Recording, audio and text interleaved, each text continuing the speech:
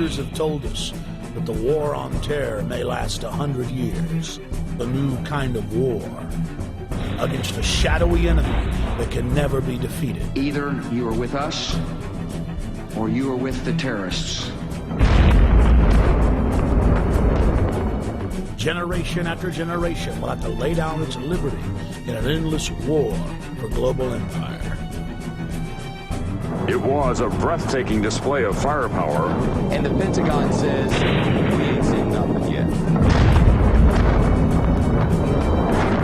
The perfect specter to convince populations to relinquish their liberty in the name of security. There is no doubt that Saddam Hussein now has weapons of mass destruction. There is no doubt that he is amassing them to use against our friends, against our allies, and against us. And if he does not disarm, the United States of America will lead a coalition and disarm him in the name of peace. We've been told that we're facing a 100-year war that will last generation after generation. In this film, we will explore who pulls the strings and who benefits from the dark spectacle of modern warfare. We will answer the question, do the people know how they are controlled? Do they understand the systems of power that surround them? The modern propaganda machines of public relations that wash their brains and fill their minds full of ball games and mindless fluff? Is the population beginning to realize that governments throughout history have used the specter of fear to drive their populations into acquiescing to total tyranny? September 11th, national ID cards, Big Brother, the Iraq War, the 7/7 bombings in London, the invasion of Iran. How are they all interconnected? In previous films, we have focused predominantly on September 11th as the foundational event, the pretext for the current geopolitical structure. The smartest thing to do is pull it. And they made that decision to pull, and then we watched the building collapse.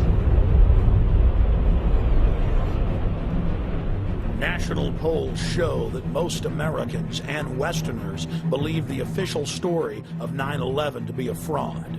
And a large part of that majority believes that 9/11 was an inside job. But the establishment press continues to contest any alternative view concerning 9/11. In this documentary, we will first look at historical events that are not contested, events where the fact of government-sponsored terror is not debated, but in fact openly admitted to by Western governments. There are literally hundreds of examples of government-sponsored terrorism in modern history, or what are known as false flag operations. We're going to start by looking at just 5 past examples, then we'll look at several modern cases. What is a false flag? The encyclopedia definition reads, false flag operations are covert operations conducted by governments, corporations, or by other organizations which are designed to appear as if they were carried out by other entities. The name is derived from the military concept of flying false colors, that is, flying the flag of a country other than your own. There are many variants of false flag operations, but one of the most popular carried out by governments is to stage a terror attack or horrible criminal incident and then blame it on your political enemies. One of the best-known cases of a false flag op was carried out by the newly elected Adolf Hitler on February 27, 1933. Nazi documents uncovered at the end of World War II, as well as testimony during the Nuremberg trials, reveal what many historians already suspected, that Hermann Goering had set fire to the Reichstag, the German parliament building. The Nazis then produced their patsy, Marinus van der Lubbe, an extremely mentally handicapped young man who was found rolling around in an alley behind the Reichstag naked. Van der Lubbe was then taken before a Nazi show trial, found guilty, and sentenced to death. He was beheaded on January 10, 1934. Using the crisis he had created to pass laws similar to the USA Patriot Act, Hitler became dictator and set his sights on the world. By March of 1939, Hitler had already seized Czechoslovakia. Having gained both Austria and Czechoslovakia, Hitler desired to move east against Poland. But he did not want to look like the aggressor. Hitler needed an excuse for attacking Poland. It was Heinrich Himmler who came up with the plan. Thus, the operation was codenamed Operation Himmler. On the night of August 31st, 1939, the Germans took an unknown prisoner from one of the concentration camps, dressed him in a Polish uniform, took him to the town of Gleiwitz on the German-Polish border, and then shot him. The staged scene with the dead prisoner dressed in a Polish uniform was supposed to appear as a Polish attack against the German radio station. German radio, newspapers, and newsreels were flooded with images of what appeared to be a dead Polish soldier who had dared attack the Reich. Now Hitler had his excuse to invade Poland, and the nightmare of World War II had begun.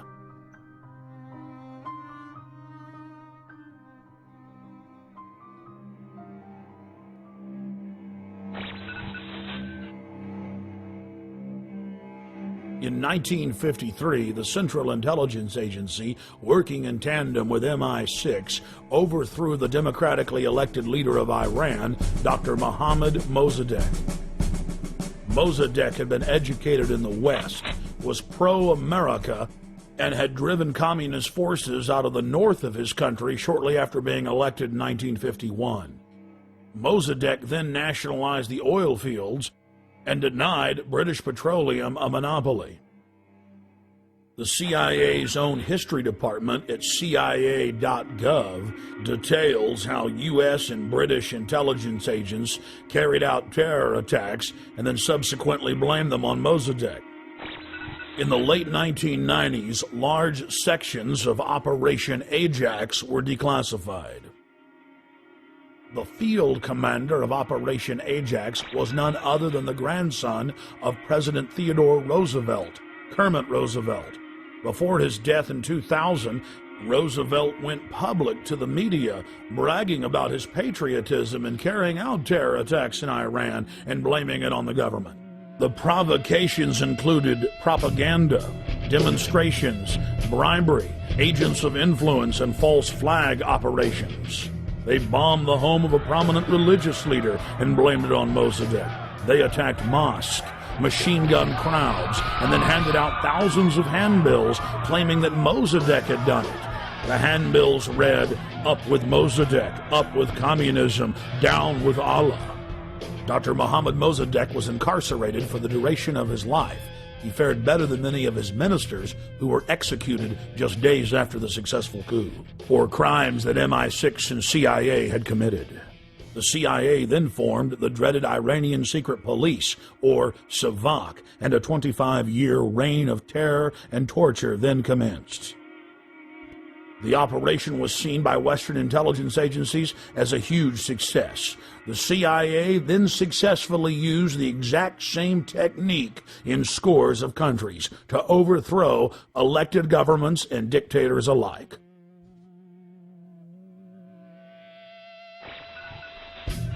Operation Gladio is an umbrella name for literally hundreds of bombings carried out by Western intelligence agencies in NATO, in Italy, Western Europe, the Middle East, Latin America, and Asia. From 1947 until 1981, Italian presidents have gone public admitting Operation Gladio targeted innocent civilians and was to be blamed on leftists and communists. On November 22, 1990, the European Parliament had a resolution condemning the activities of Operation Gladio. The former Italian intelligence chief has come clean concerning Gladio's actions as well. Many other countries have declassified documents concerning Gladio. It is part of the public record that our government and other Western governments targeted trains, buses, schools. Several times operatives zeroed in on school buses, knowing that images of dead children would get the population hopping mad and ready to relinquish their liberties. A particularly bloody bombing at the central station of Bologna, Italy, on the morning of August 2, 1980, which killed 85 people and wounded more than 200, caused some Italian officials to break their silence and begin to expose just a small part of this wicked operation. And now the Gulf of Tonkin incident. In the summer of 1964, President Lyndon Baines Johnson needed a pretext to commit the American people to the already expanding covert war in Southeast Asia.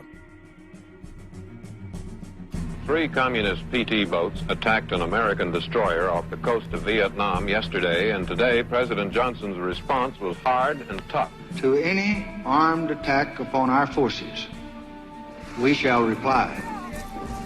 To any in Southeast Asia who ask our help in defending their freedom, we shall give it.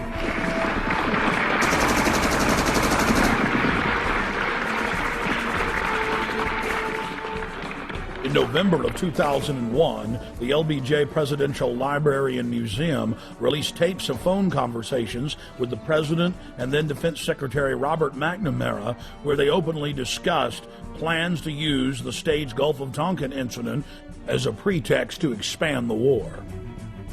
Then, in late 2005, the National Security Agency declassified its own official history of the Gulf of Tonkin and admitted that intelligence agency officers had deliberately skewed the intelligence and claimed that Vietnamese patrol boats had attacked U.S. destroyers on August 4, 1964, when in reality they had done nothing, even while being fired on by U.S. forces. Congress then authorized the Gulf of Tonkin Resolution. The Tonkin Lie paved the way for 58,000 American deaths and over 1.5 million dead Vietnamese.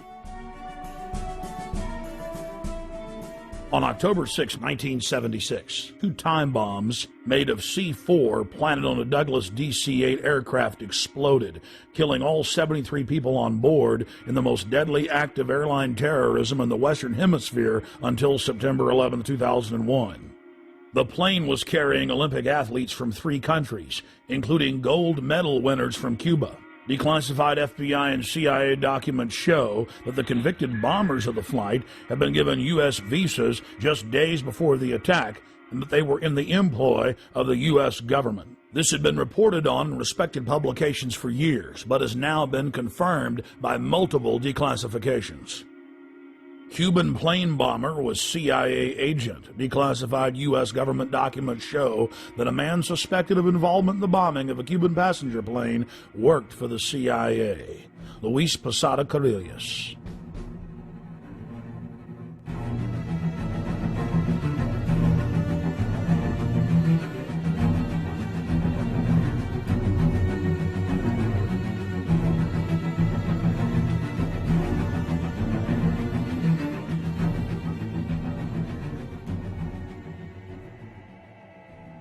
In the early 1960s, the chairman of the Joint Chiefs of Staff, Ella Lemonser, concocted a plan for false flag operations as a pretext to invade Cuba and for war with the Soviet Union. In Operation Northwoods, they planned to hijack jets by remote control, crash them, and blame the attack on Cuba. There were many other terrorist attacks they planned to carry out that were contained within the document. One scenario mentioned was the destruction of a U.S. naval vessel that was to be blamed on a foreign power as a pretext for war with any enemy they picked. President Lyndon Baines Johnson went operational with Northwoods on June 8, 1967 during the Six-Day War.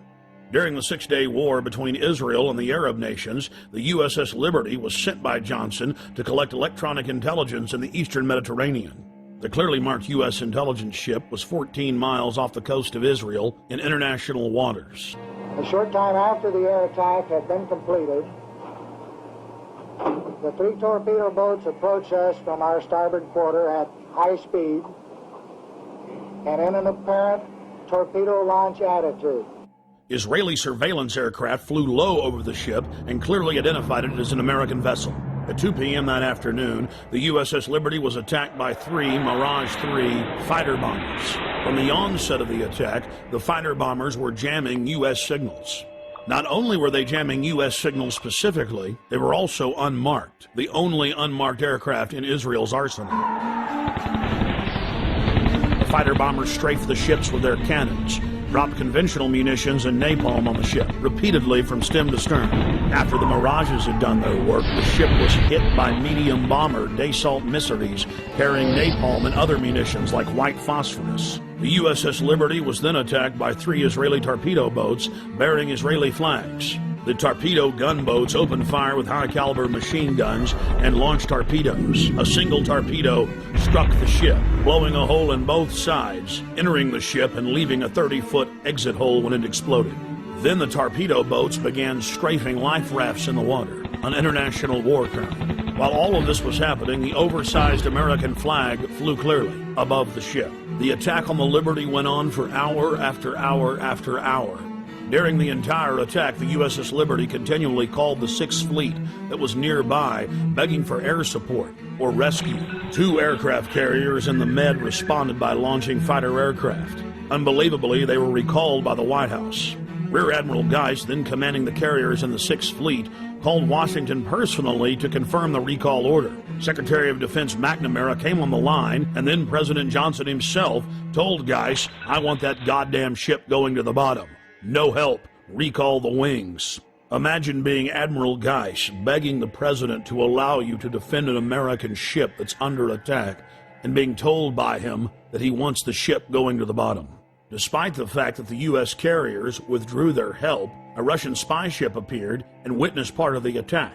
After 3 hours into the attack, the Israelis withdrew because they were witnesses, allowing the damaged USS Liberty to limp to safety. 40 years after the attack on the USS Liberty, we know exactly what happened. I've interviewed former chairman of the Joint Chiefs of Staff, Admiral Thomas Moore. I've interviewed the admirals that were on the line who heard what President Johnson said. I've even talked to the head JAG officer of the Navy who was ordered to falsify the reports and cover up what had really happened. One of the Israeli pilots has gone public as well, saying that 3 times he refused over his radio to headquarters to attack the ship, saying clearly that it was an American ship in international waters and an ally. He was ordered under threat of court-martial to engage the ship. In a nutshell, this is what happened.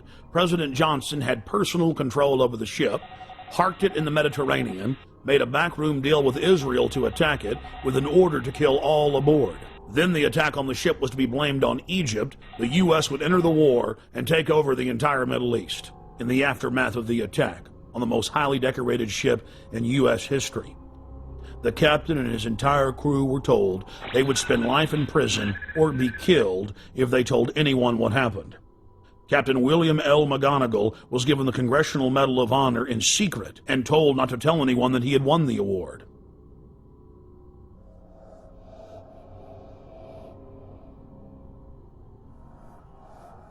Now that we've looked at a small cross-section of historical examples of government-sponsored terrorism, let's fast forward to the horrific attacks of 7/7 in London.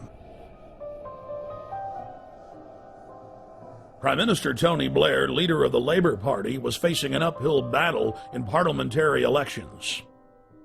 National polls showed that his pro-war party was sure to lose. And then right on time, the bombings of 7/7 and 7/21 occurred. Within days of the London bombings, evidence began to emerge indicating Western intelligence agency involvement. I traveled to London from Austin, Texas, to personally investigate.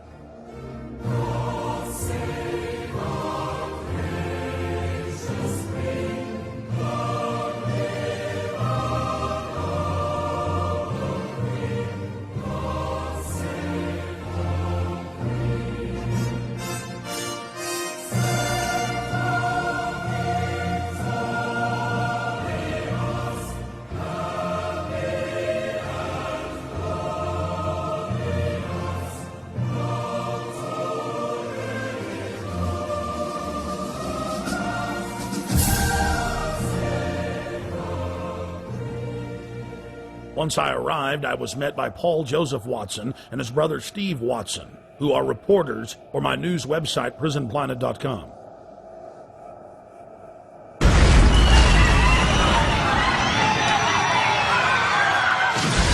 To understand the London bombings and who perpetrated them, you first need to look at 3/11/2004, the bombings in Madrid, Spain.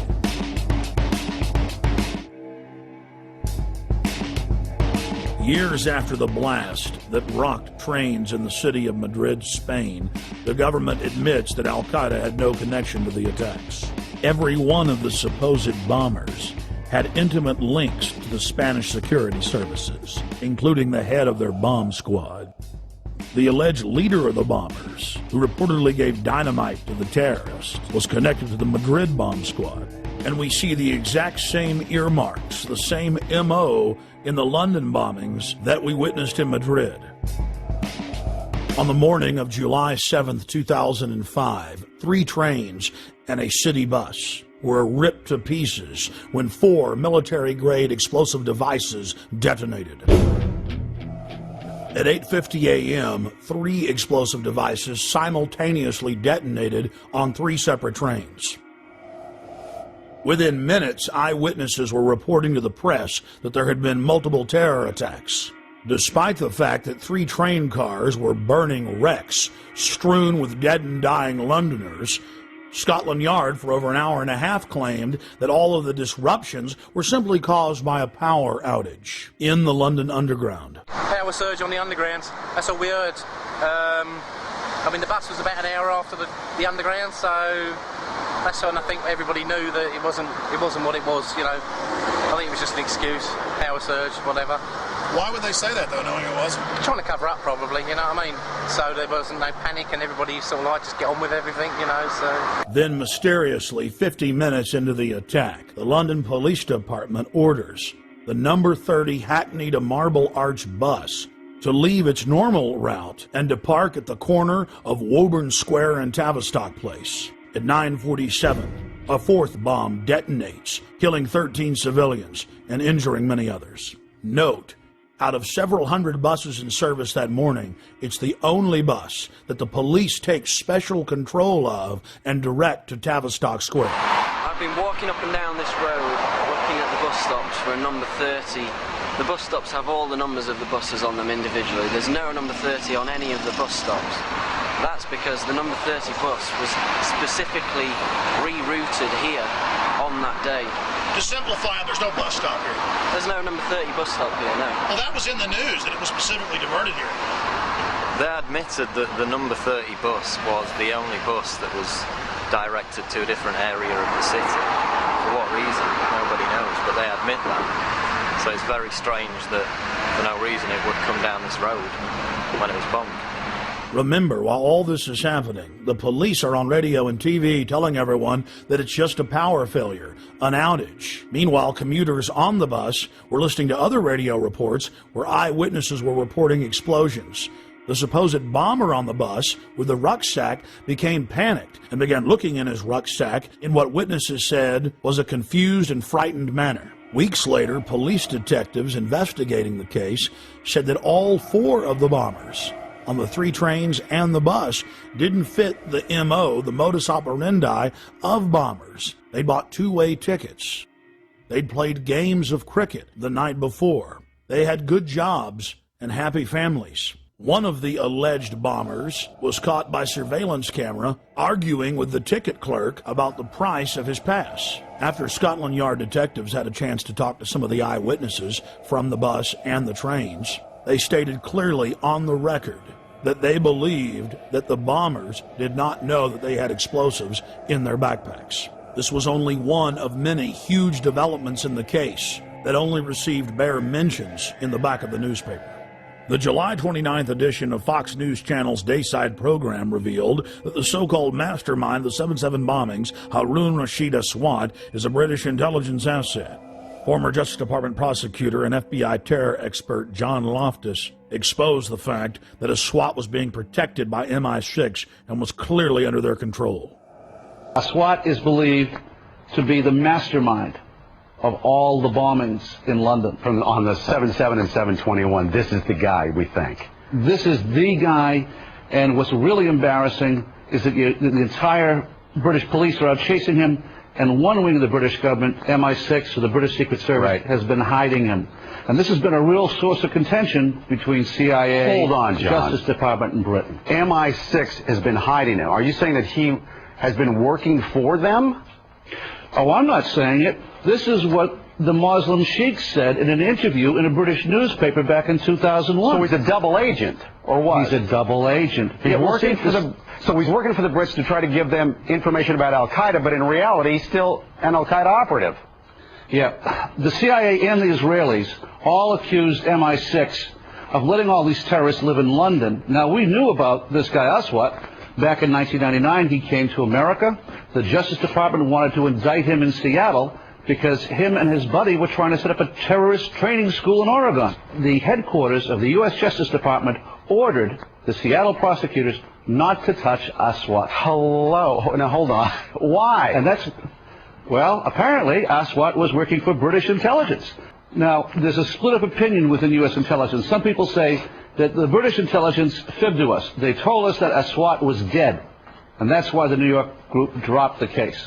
That's not what most of the Justice Department thinks. They think that it was just, again, covering up for this very publicly affiliated guy with Al Muzarouf. He was a British intelligence plant. Our CIA says, okay, let's arrest him, but the Brits say no again? The Brits say no. Now, at this point, 2 weeks ago, the Brits know that the CIA wants to get a hold of Haroun. So what happens? He takes off again. Goes right to London. He isn't arrested when he lands. He isn't arrested when he leaves. Even though he's on a watch list. He's on the watch list. The only reason he could get away with that was if he was working for British intelligence. He was a wanted man. And then takes off the day before the bombings, as I understand it? Yeah, and goes to Pakistan. The Pakistanis arrest him. They jail him. They jail him. He's released within 24 hours. In London, we spoke with David Shaler, a former MI5 agent who was convicted of breaking the Official Secrets Act and imprisoned for 6 months. With regard to 7/7, there has been a witness report now included in a local British newspaper called the Cambridge Evening News, in which somebody who was on one of the tube trains says that he didn't see a man with a rucksack. In fact, after the explosion, what he saw was metal pointing upward from the bottom of the carriage. That would indicate, of course, that the bomb was not carried onto the tube train, but was in fact attached underneath it. Now again, nobody in the British national press is following that up. Now I hope investigators and the police are. A current member of British Parliament and a former cabinet minister in Prime Minister Tony Blair's government, Michael Meacher, was sacked in 2003 for raising important questions on the eve of the Iraq War. Atrocity of London bombings where 56 people were killed. That was on the 7th of July, 7/7 we call it. It's a very convenient way of ensuring there is fear, of ensuring that there is control, and of ensuring that those who are in the know, and of course we cannot tell you because it is all secret, are in a position of extreme power. As part of our inquiry into the London bombing, we wanted to investigate the suspicious death of Jean-Charles de Mendes. Within days of his brutal murder at the Stockwell tube station in the London Underground, evidence of a cover-up began to emerge. What did you witness with the unfortunate Brazilian man that died? All we saw was the police running into the station with guns. That's all we saw.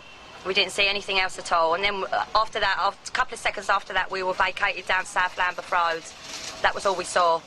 We didn't see anything else. I mean, are you sad for him and his family that he's dead? Oh, yeah, but at the end of the day, he should have stopped and surrendered, shouldn't he? If it had happened in his own country, he would have been shot down as well. So, with all that's gone on, the police were only doing what they thought was best, as far as I'm concerned. Why do you think he ran? Well, because his visa had run out, obviously, but he's not going to have armed police running after him just because his visa's run out, has he? So, the police were protecting, you know, the people travelling on the tube, so I don't see any wrong in what the police have done at all. I understand your view on that. Why do you think they shot him 8 times in the head? Oh, I don't know. It's a lot of times to shoot him. It is a lot of times to shoot him. How many times did you hear they shot him? 5 at first. 5, and then, no, 3 first, then 5, then it went up to 8. So... And the police admit they tackled him and then shot him. Well, they told him to surrender, didn't they? They told him to stop, and he didn't. He carried on running, so... You know. What else could they have done, as far as I'm concerned?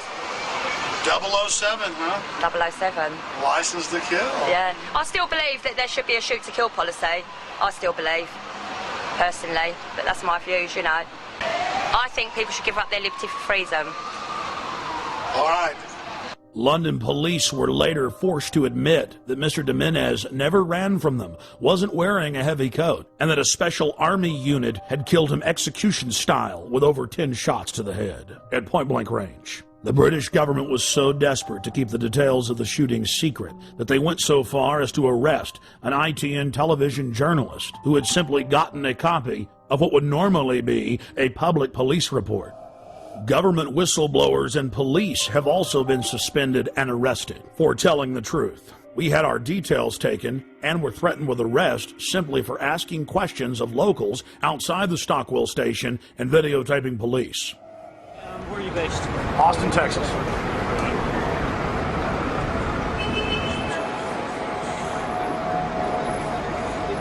Alex, I'll take your date. 21174. Would you just rather see my driver's license? No, it's okay. Well, here, just let me do it. Take it down. That's all I need, mate. Well, I mean... And you're just, you're filming for a program back in the States or something? Exactly. In fact, I think it'll probably be broken into... Think about it, yeah. Sir, what do you think about this event? I think it's very bad that it happened. What do you think should happen? I think the policy of shooting should have been more thoroughly thought out. I'm afraid there must have been a terrible mistake here. I feel very sorry for the family. I'm very sorry for the policeman that made a horrible mistake. Yeah, it's going to be bad for everybody. It's a tragedy all around, I think. Thank you.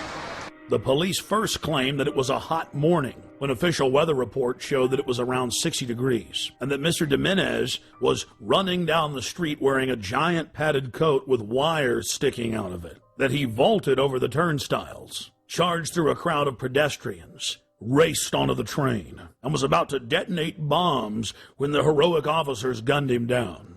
The authorities then conveniently claimed that all the surveillance cameras malfunctioned that morning. Police have now been forced to admit, thanks to watchdogs in their ranks, that none of the cameras malfunctioned, and they've now released the video. The government has now been forced to admit that he was wearing a light denim jacket, and there were no wires of any type. Police that weren't part of the special military unit didn't know why they killed him. The police had followed him from his home. They knew that he was a Latin Brazilian working in England as an electrician. They followed him for 30 minutes as he walked from his home towards the station. Once in the station, he calmly bought a Metro paper, paid for his ticket with his Metro Oyster card, and then walked onto the train. Passengers then reported that they were told to get off the train. Once they'd stepped off, still looking through the windows, they saw the Special Forces police squat on Mr. Jimenez and shoot him over 10 times in the head. Witnesses said Jimenez looked at the authorities as if he knew them. He was like a scared rabbit, and he was killed execution style. The question is why?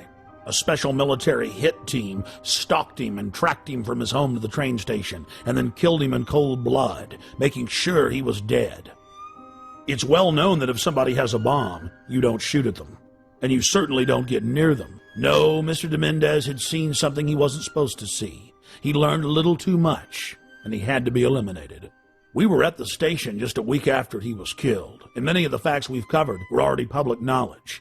But still, some of the locals made excuses for the police.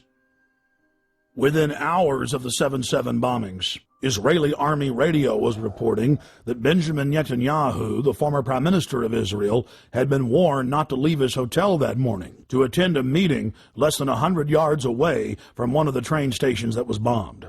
The Associated Press ran the headline, "Netanyahu changed plans due to warning." Then the current Prime Minister, Ariel Sharon's office, instructed Israeli officials not to give interviews to the foreign media concerning the warning. Israel's Foreign Office attempted to spin the story, saying that they'd given a general warning to the British that day.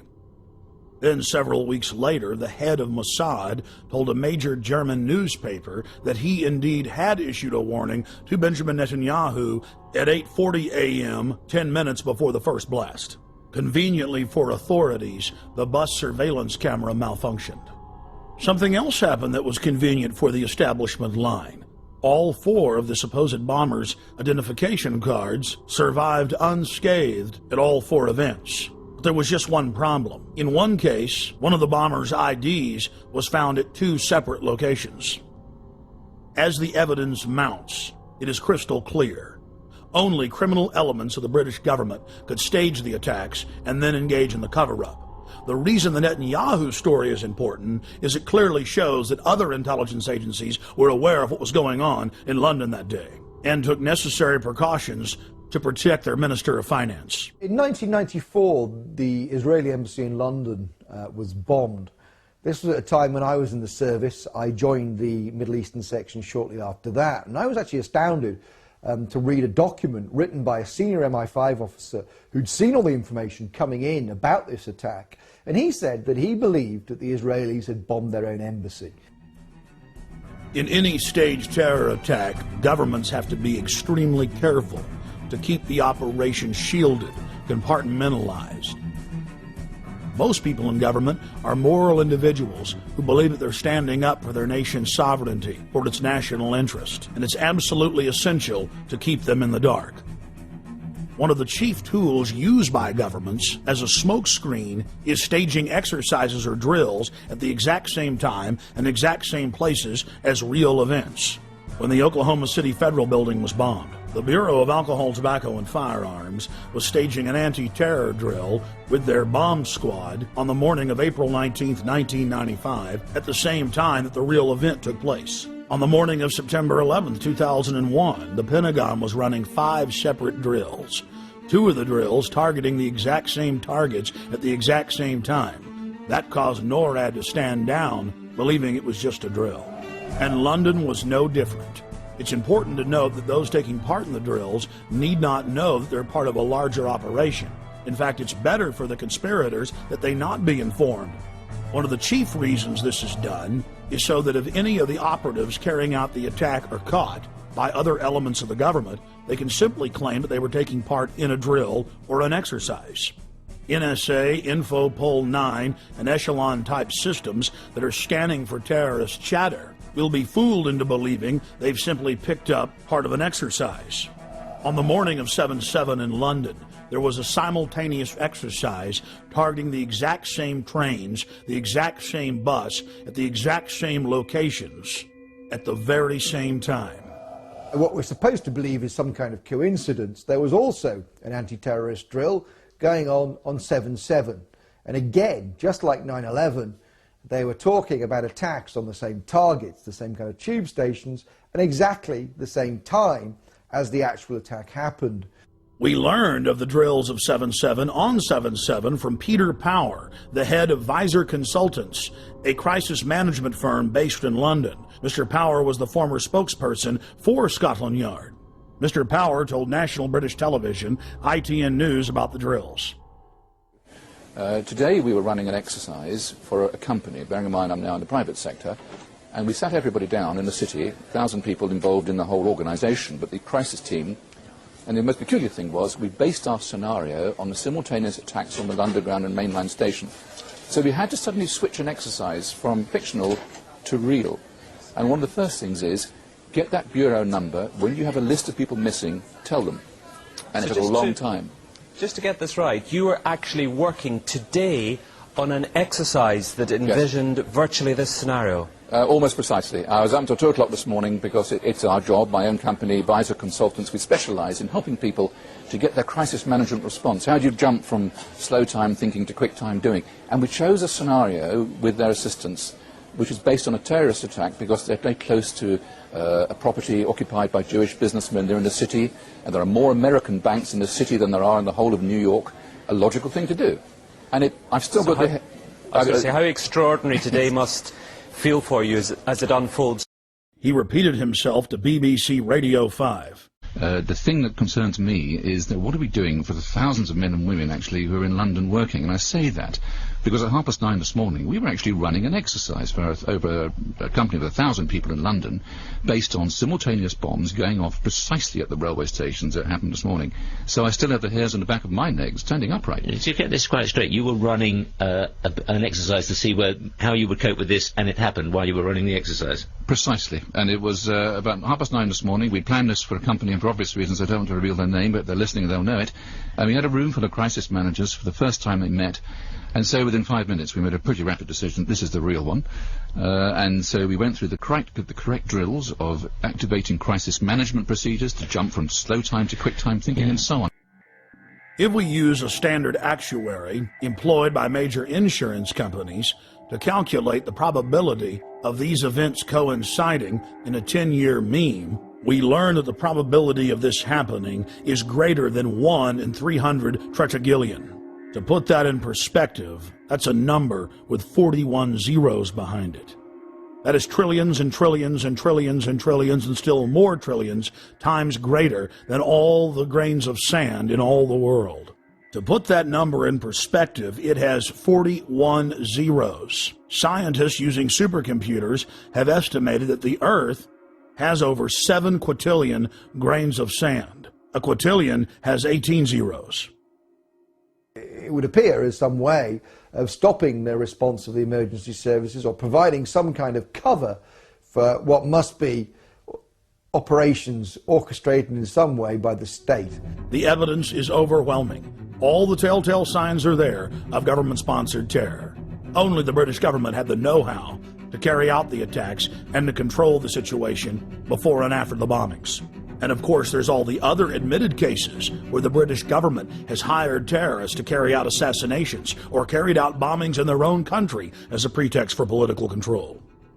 And then, of course, there's qui bono, Latin for who benefits, who stands to gain.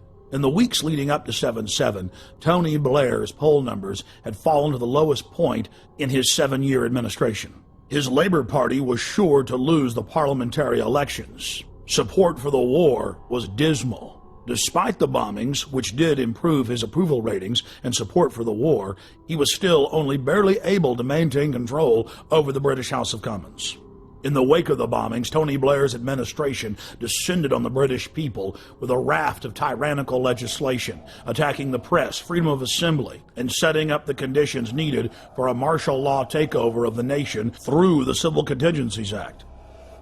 And of course, the bombings took place while world leaders were meeting in Scotland, so Bush and Blair could grandstand and blame the whole thing on Iraq, legitimizing their war. Despite the fact that the G8 World Summit was coming to England on July 7th, the British government lowered the terror threat on the London Underground in early June and conveniently lowered security. We were told that we invaded Iraq to bring the nation freedom, but Pentagon documents show their real plan was to balkanize the nation into 3 or 4 sections and foment endless sectarian civil war.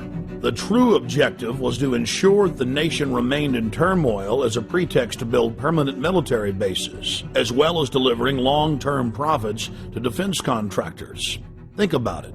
Do defense contractors make more money if they were just in Iraq a year? Or now the projected decade?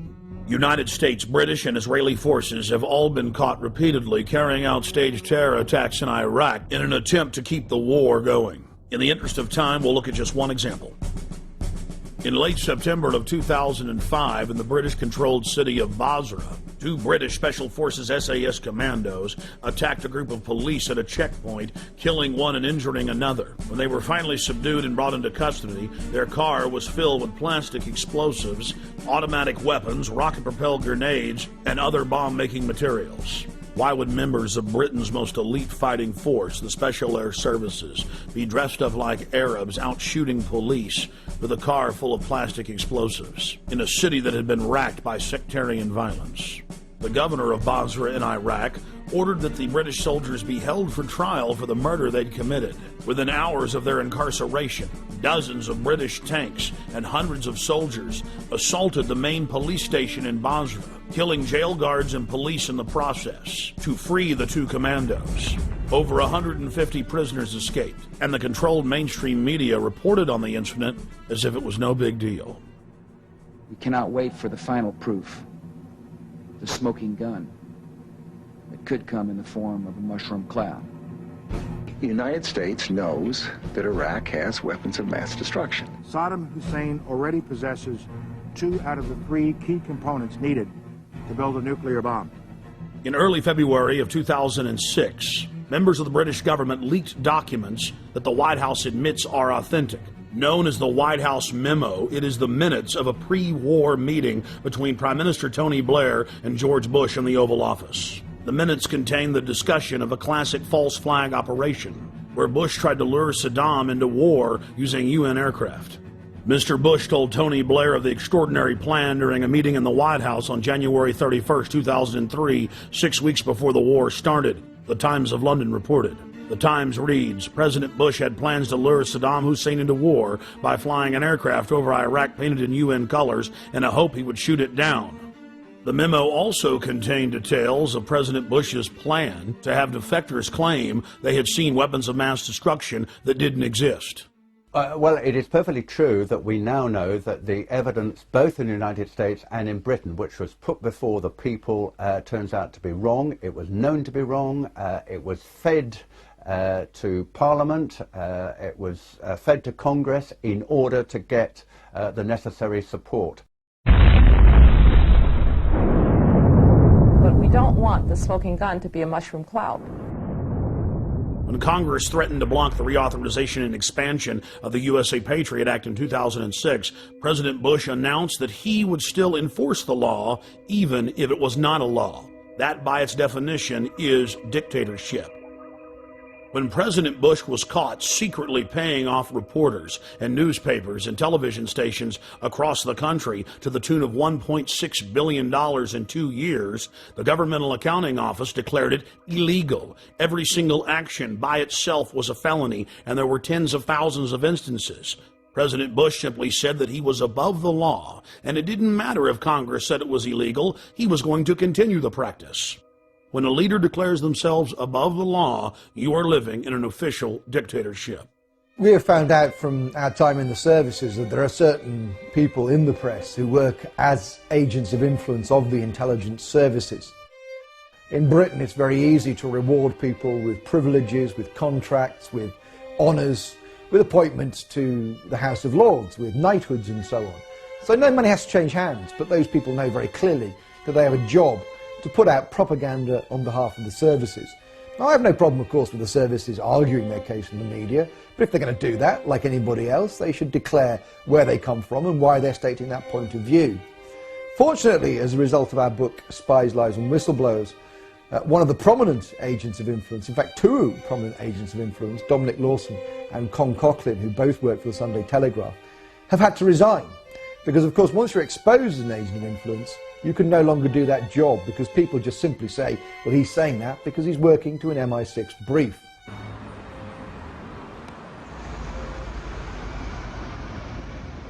When Congress informed Bush that secret arrest, secret detention, and torture was illegal, he simply had his Attorney General, Alberto Gonzales, issuing a policy paper claiming that it was lawful. Known as the infamous torture memos, Gonzales said that they would simply stop calling it torture and call it pressure, and that if someone died in custody from torture, that was acceptable. But White House counsel John Yoo went even further. In memos that he wrote for the president that were used by the military as their authority to engage in torture, he stated that they could even torture small children in front of their parents, in some cases sexually. And in another shocking turn, President Bush has taken to signing pieces of legislation that haven't even passed the Congress.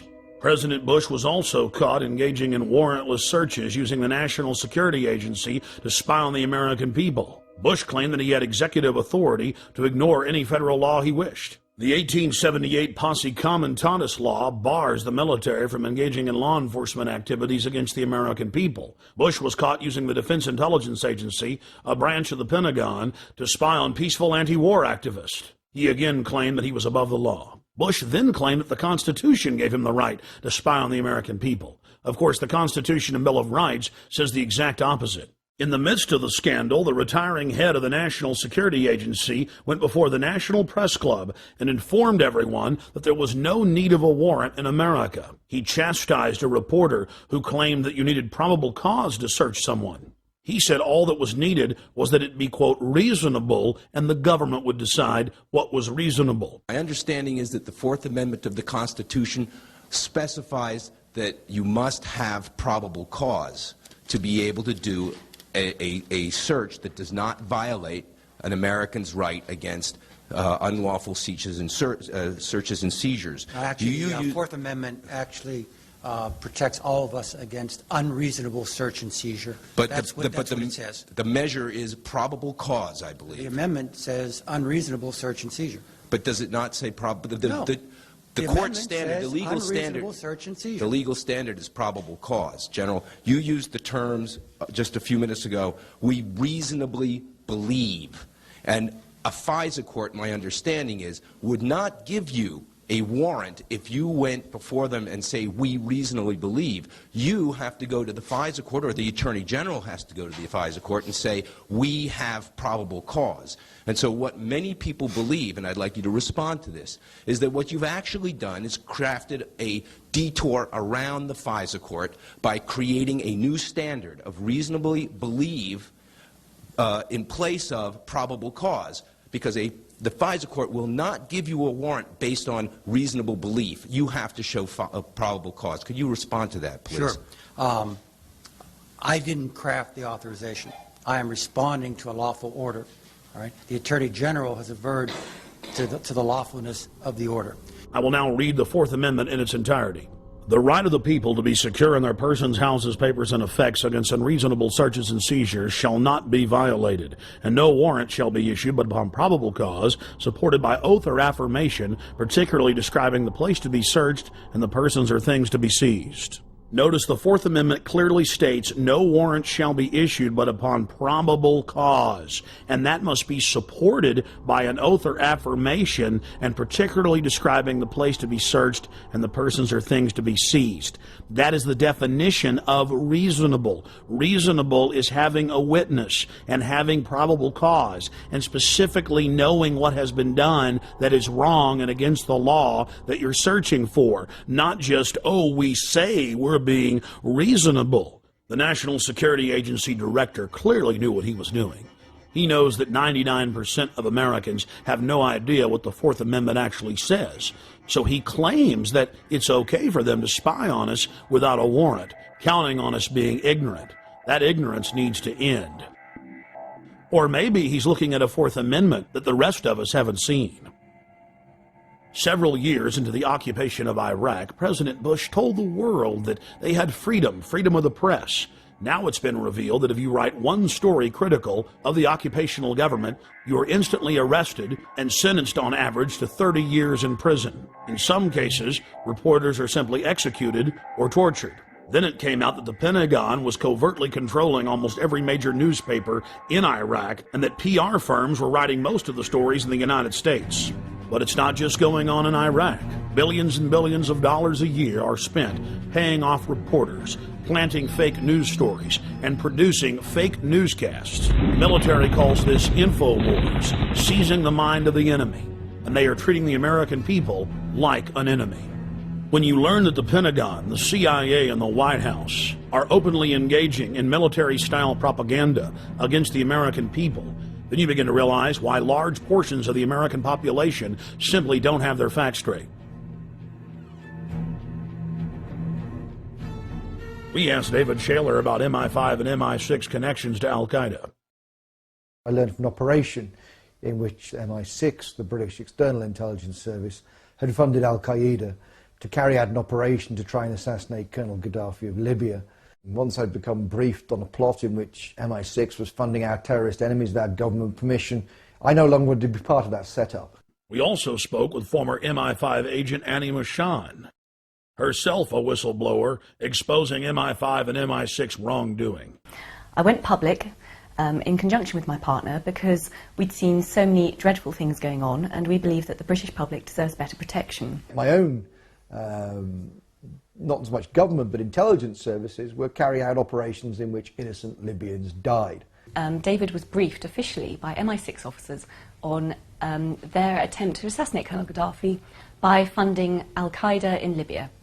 So I felt the need to say something about that. It took a long time to have the courage to be able to do that with the newspapers in this country, but eventually I decided that was the only way forward.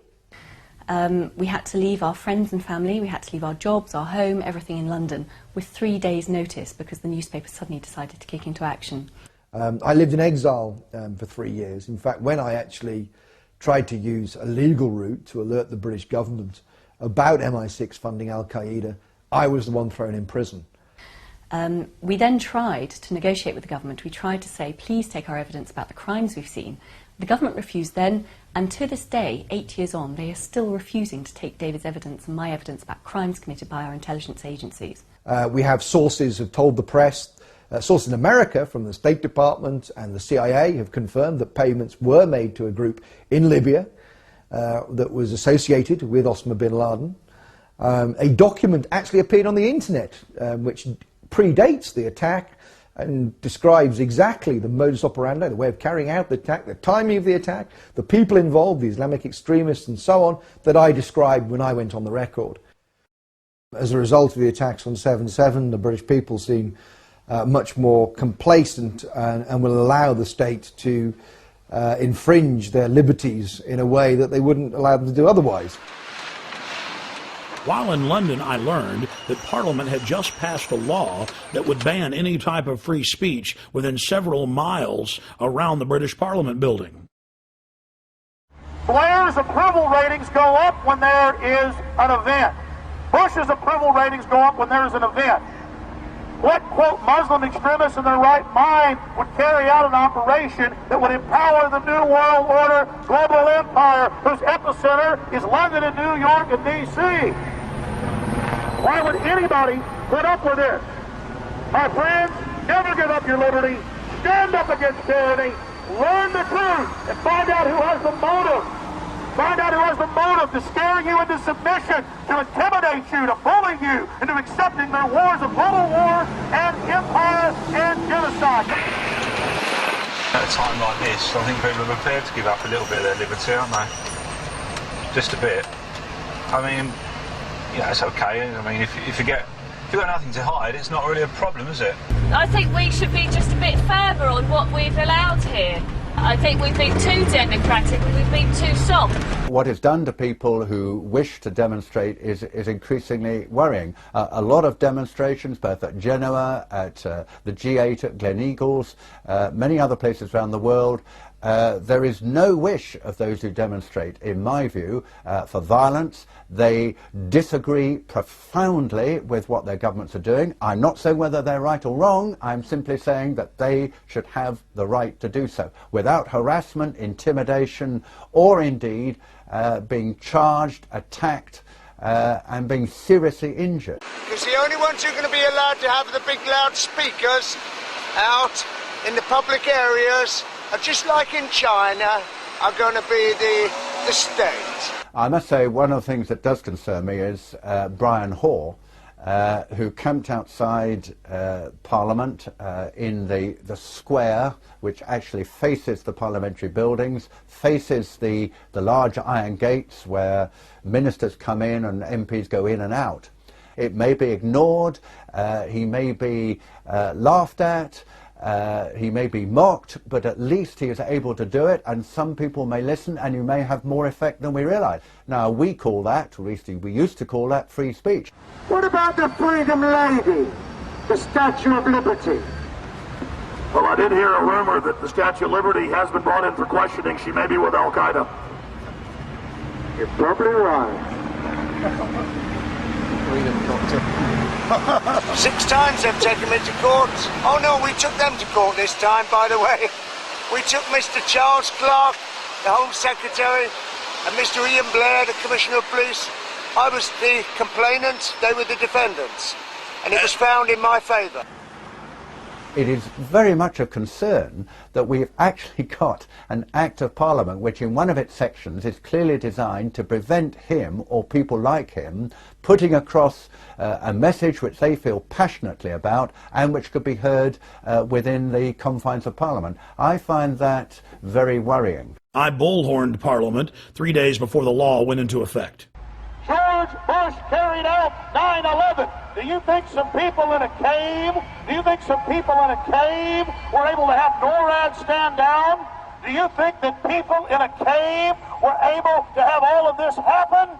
It's a total and complete fraud. The New World Order is using terror to scare you into submission, and they will be defeated. And here in this supposed free country where they're trying to pass a law to stop this, they're here to talk to us.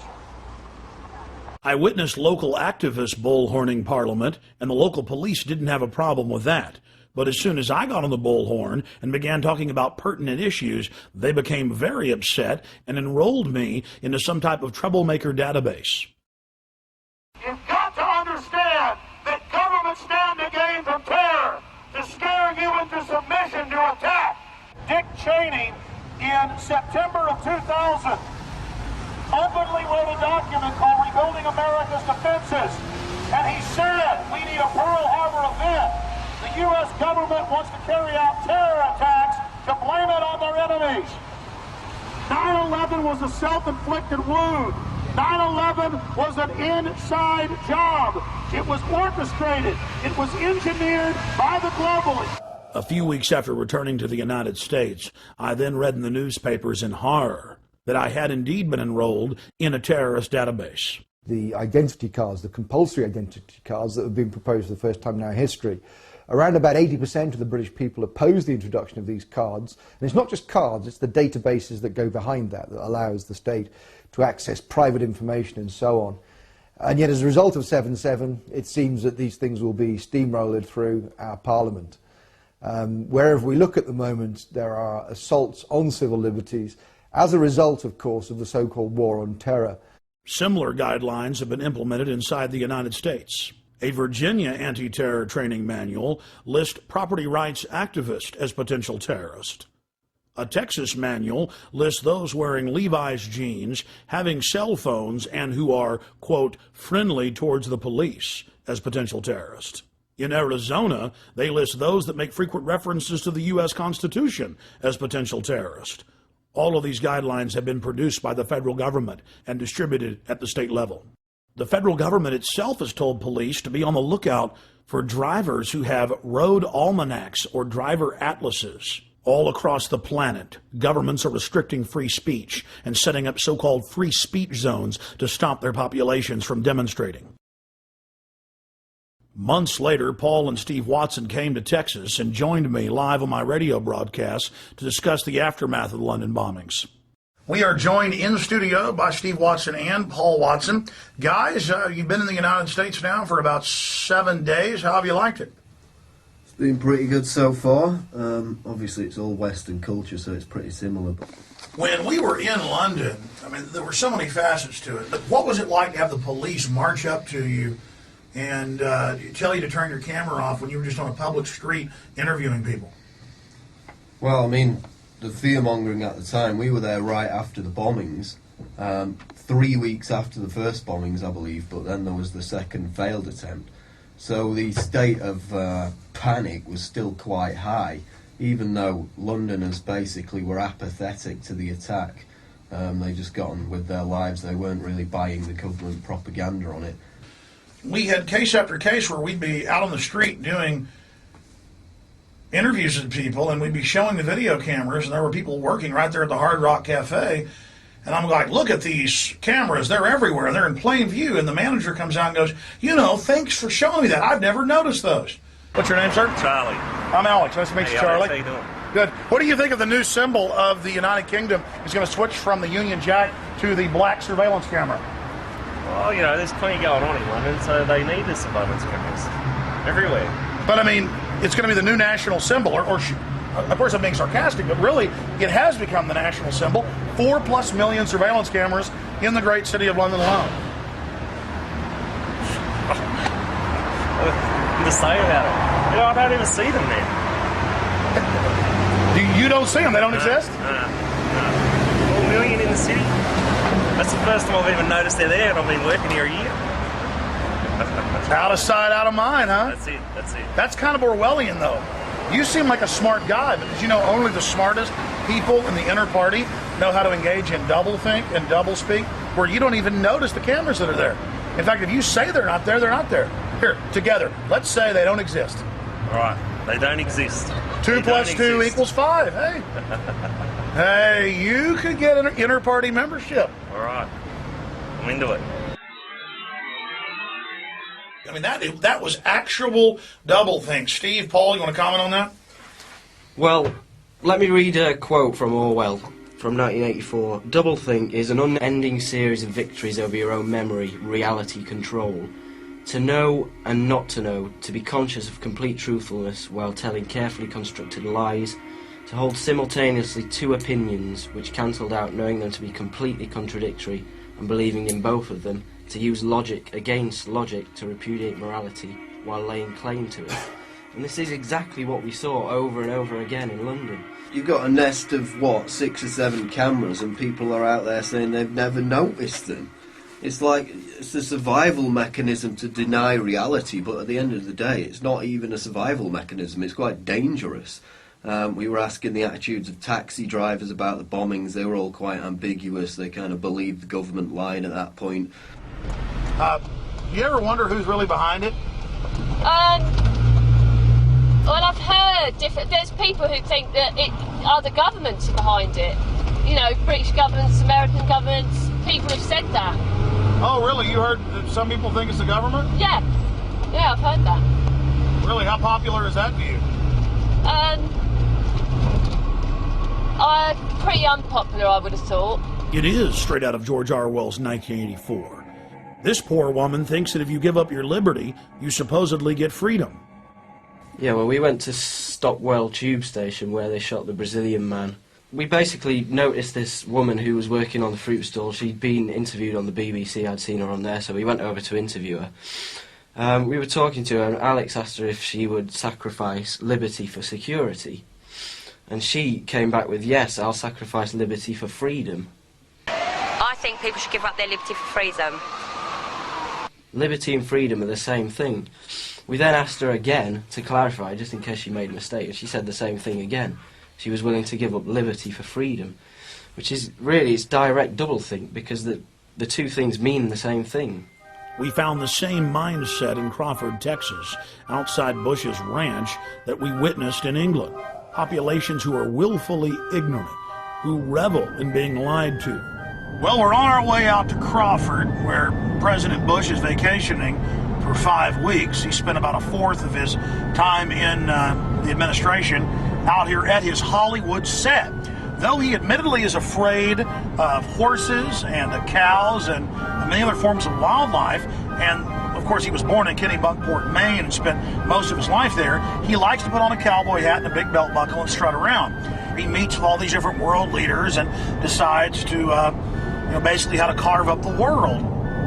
He meets with the Saudi leaders and holds hands with them. He meets with Ariel Sharon. He meets with leaders from all over the world, but he certainly doesn't meet with the mothers of dead soldiers. They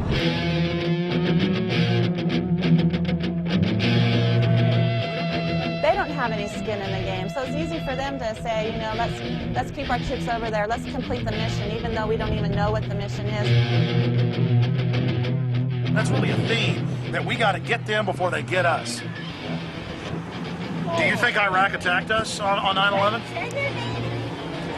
Maybe not Iraq itself, but the belief in the cause that those people have is, yeah, absolutely. The 15 of the 19 hijackers came from Saudi Arabia. Bush is out at his ranch holding hands with the royal princes, but then we've got to go into Iraq. No, I mean, seriously, sir, it's a serious issue. I know where you're going. Where do you think we're coming from, though, sir? I mean, tell me. Well, you're trying to connect this, we're in bed with Saudi Arabia BS, and this is all a big farce to get Saudi oil and all that. That's not what it's about. So our government isn't in bed with Saudi, okay. While in Crawford, we ran into Ray McGovern and spoke with him about Iraq. Ray McGovern is a retired, senior-level CIA analyst whose career spanned the administrations of John F. Kennedy to George H.W. Bush. His duties included chairing national intelligence estimates and preparing the president's daily brief. I believe that they are still interested in permanent military bases there. I believe they are still interested in controlling the oil from that part of the world. And so it will be stay the course. It will be 6, 7, 8 U.S. troops killed every day or every week. And what's below the surface here was revealed to me by a very well-heeled gentleman who came up to me after a speech I made outside of Milwaukee in a very affluent suburb. He said, "Mr. McGovern, get real. I mean, what's your problem?" He said, you don't have any problem with, you don't deny that we need the oil, do you? And I said, no. He said, well, 6, 7, 8, 10 Marines a week for the oil. You have to admit that's a very, very cheap price for the oil. I said to him, how do I handle this? I said, well, the utilitarian argument is probably the best. I object to it, said I, because we can't do it. There are 1.3 billion Muslims in this world. They're not going to let us do it. It's already widening. The borders are porous. We can't do it. Well, that didn't convince him. He said, well, I think we can do it. I said, oh, well, suppose your son was one of those 6 killed in Iraq last week. And you know what? He looked at me like it had never occurred to him. And it wouldn't have occurred to him because it wouldn't be his son, you know. It would be the sons from the farms. It would be the sons from the cities. And so he said, well, I don't buy that either. So I thought, well, maybe I'll try a moral argument on it. I said, well, are you one of those that likes to have the 10 Commandments brought into the schoolhouses and the courtrooms of this? He said, oh, that's a great idea. I said, well, you know, if memory serves, there's one that says, thou shalt not covet thy neighbor's oil. I mean goods. Don't bear false witness. There's one, don't fear everyone. There's one that says you shouldn't steal. And there's also one against killing, if I remember correct. So maybe you want to subtract 4 and bring in the 6 commandments into the schoolhouses and the courtrooms of this world. Get real, I said. This is a moral issue. We shouldn't be going around killing unarmed civilians and causing more violence where violence is endemic. And what did he say, sir? He turned on his heel, marched out to his SUV, prayed for cheap gasoline, and drove home. I'm with the oil. Let's educate them, bring them into democracy, and take their oil. Apparently somebody took too much yellow acid and got, you know, the story wrong. The majority of the construction, and the vast majority, like I'd say 90% of the construction that I saw wasn't with the Iraqis, it was with the American bases that they were building. Concrete structures, incredibly permanent, designed to house thousands of soldiers for a long period of time. The American people are being kept in the dark about all this. If it weren't for shows like yours and for a few others and the internet, people would never have a chance to learn the truth of this. What Cindy Sheehan has done is brought a human dimension to this. They said, look, people are getting killed, including my son. A lot of Iraqis are getting killed. Why don't we face up to whether this war makes any sense at all? Do we really want to have our young people sacrificed for what? We don't know. We don't know what's going on. To tell you the truth, my kids don't know the things that are involved in the decisions I make at my house. And that doesn't mean that they need to be involved in the decisions, because I know better than they know. It's because I'm more informed, and I'll give him that same benefit. You know, we did elect him. Where have we lost our freedom? All across the...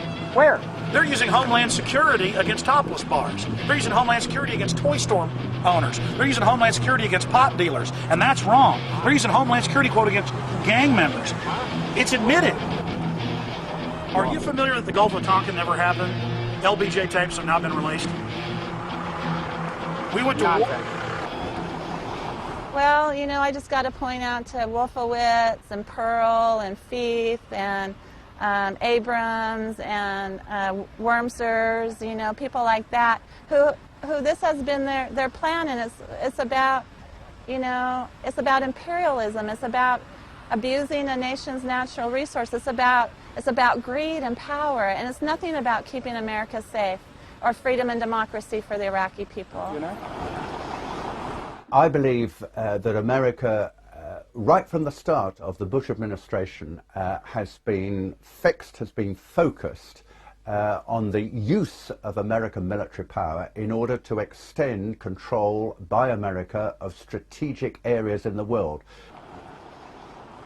Now we have the Downing Street minutes, which show that as early as July 23, 2002, the head of British intelligence, just back from Washington, said to his prime minister, it's a done deal, the decision for war is inevitable, the war will be, quote, justified by the conjunction of terrorism and weapons of mass destruction, and intelligence and facts would be fixed around the policy of war. There's the proof that the intelligence, all this justification in quotes for the war, was a fraud from day one. The Project for a New American Century, the think tank, with the report called Strengthening America's Defenses. This is frankly a demand for full spectrum dominance by the United States. I think the most chilling aspect of the Project for a New American Century document is this kind of transformation of our foreign policy, this kind of strengthening of America's defenses is a revolutionary change, and is not going to come. It's not going to happen at all quickly, absent a new catalyst of massive proportions. For example, a new Pearl Harbor.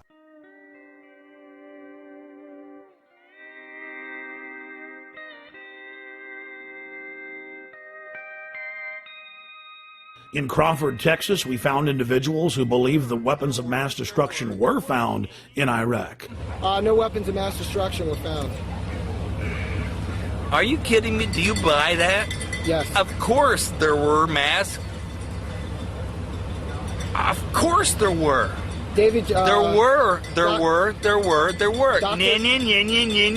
This guy would make a great citizen in George Orwell's fictitious 1984.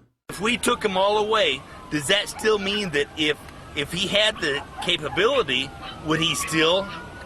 See, that's in the mind. Well, she's got an ad on TV that said he lied, my son died. You know, he hasn't lied to nobody. What did George Bush lie about? He said he was going to protect weapons this country. Weapons of mass destructions. That no matter what it took to keep the enemy was out of our backyards. He never said there weren't going to be nobody killed. That's war. I think they're saying that Bush lied about WMDs, not about troops were going to die. But did he though? Those weapons were there.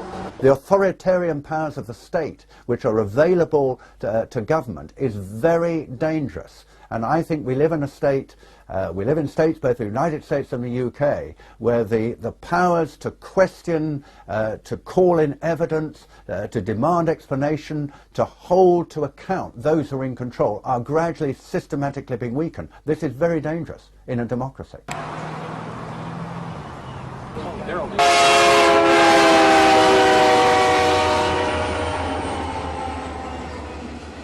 Now, Dick Cheney and John Bolton and others have been saying Iran poses an immediate danger. They could get a nuclear weapon before we know it. All the same things they said about Iraq.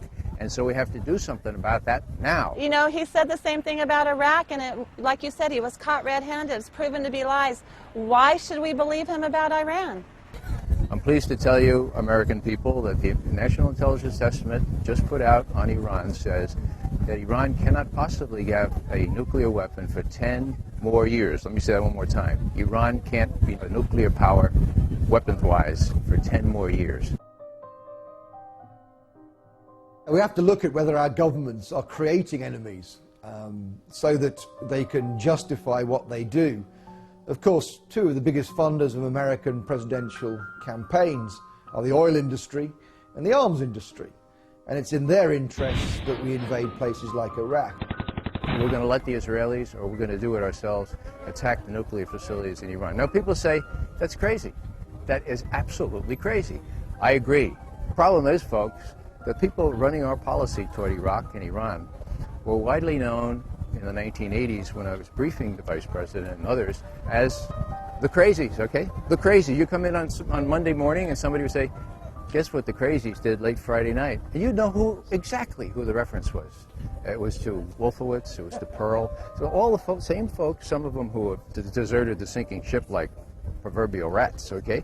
But it was Feith, Wolfowitz, and the rest of them. They were the crazies.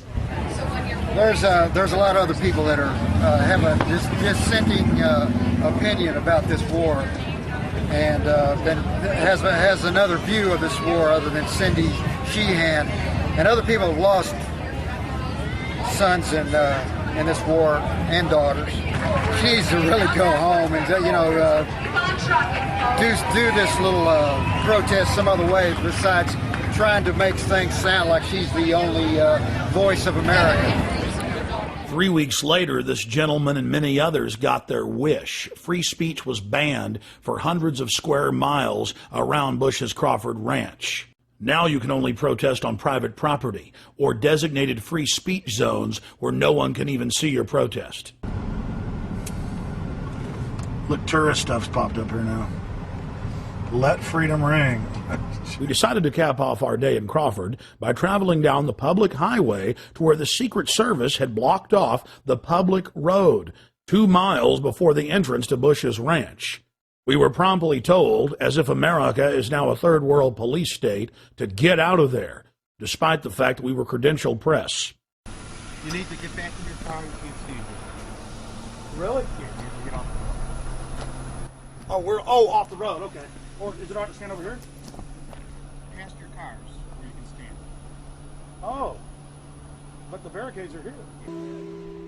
So let me get this straight. You believe that the U.S. government crashed those airplanes into the World Trade? Yes, the evidence shows it. You're full of Take a hike. The whole point about 9/11 is that it gave a pretext for a preconceived plan. That plan is in the PNAC document, which precedes 9/11 by almost a year. It became clear to us that the administration was using the corruption of intelligence to justify a war that need not happen. In my opinion, when you look at the details of 9/11 and you read reports that there were planes that supposedly contained terrorists but did not take off that day, and that the Flight 93, for example, was supposed to be aimed at either Capitol Hill or the White House, you're in fact looking at a coup d'etat, that they wanted to destroy the infrastructure of American government. There are a host of unanswered questions on all of this. The reason they're unanswered is because this president, this administration, will not answer the questions. Why is it that perhaps the biggest question of all, why is it that after, on 9/11, 8:20 a.m., when it was undoubtedly, without any question, that one of those planes had been hijacked, between 8:20 and 9:38, when the Pentagon was hit, an hour and 20 minutes, no U.S. airplane was put into the air? There were drills on the day of 9/11 in which the American Defense Forces were supposed to be dealing with mock hijackings. Obviously, those would have slowed down the response of national defense to the hijacked airliners. If American passenger jets go off course and they are tackled by American fighter jets, the default position is to shoot them down, and yet in this case, of course, none of that happened. There was the Andrew Air Force Base, 10 miles from Washington. It has a squadron of F-16 fighters. None of those was put into the air. This is absolutely almost incredible. The most powerful military technological country in the world, albeit under a terrifying attack, was not able to put planes into the air, which actually could probably have stopped at least the second and third hits. And we've got to ask why George Bush sat there with a group of school children for 16 minutes after he'd been alerted to a plane going into the second tower. The president's in Sarasota. He's told that the second plane has hit the World Trade Center. And the Secret Service guy immediately says, "We're out of here." The president stays for 30 minutes, folks, for 30 minutes. Now, how do you explain that? I've talked to all manner of Secret Service people. They say, "We're out of here" was exactly the right reaction. Everyone knew where the president was. If not the president, you might have had some concern for these little kids. Why did he stay for 30 minutes? Why was he countermanded? The implication, of course, is he knew exactly what was going on, but he knew that he wasn't under attack. I think all of this needs to be explained. It wasn't in the congressional report. There was no serious examination of this. And there is the amazing statement made in the official congressional report that the American authorities have not managed to trace the source of the funding. And then the most amazingly disingenuous statement, ultimately, is it of little consequence. It is of massive consequence. The head of Pakistani intelligence at the ISI, Lieutenant Mahmoud Ahmed, requested Omar Sheikh, who is a well-known Islamic extremist who is now actually in prison in Pakistan, to wire $100,000 to Mohammed Atta, who was the lead hijacker. It is absolutely astonishing that lead has never been followed up.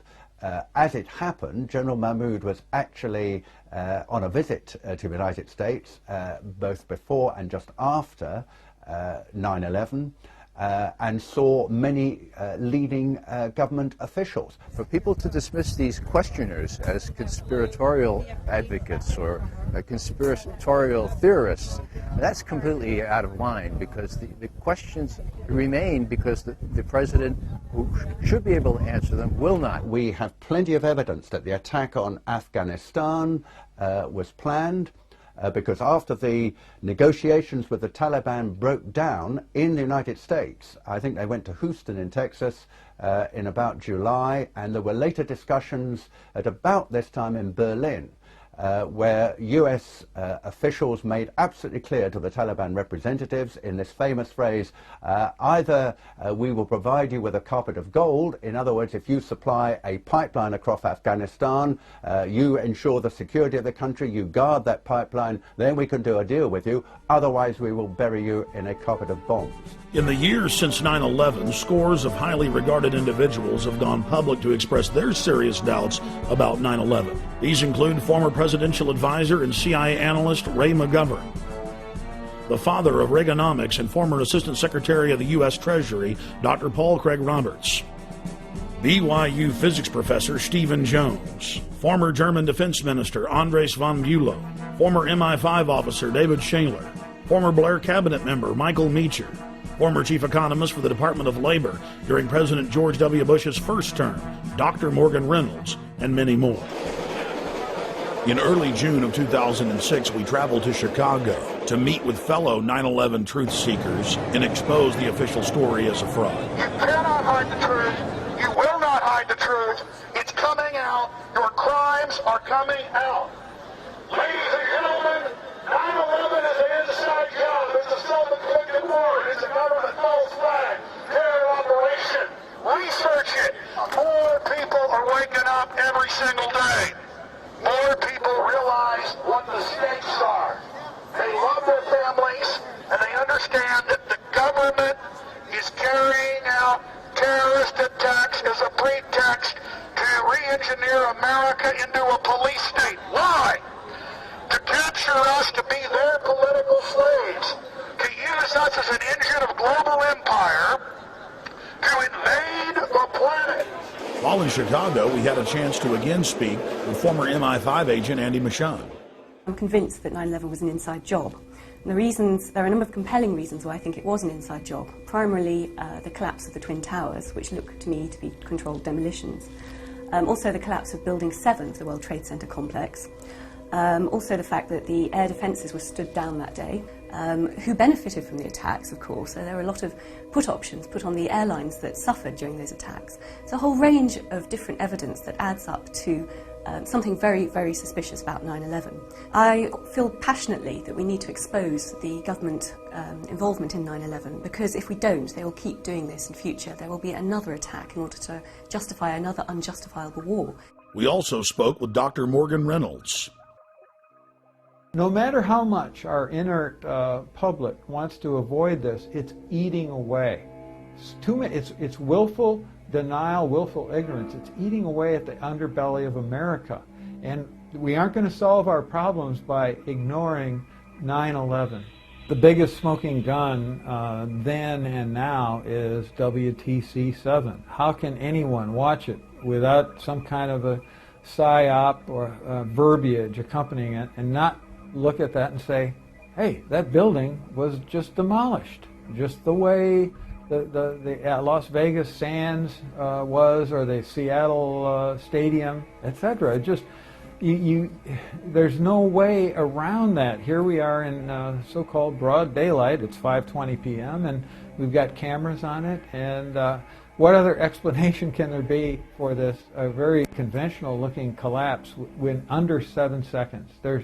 That just has crime, inside job written all over it. We need real convictions. We need arrests. We need prosecutions.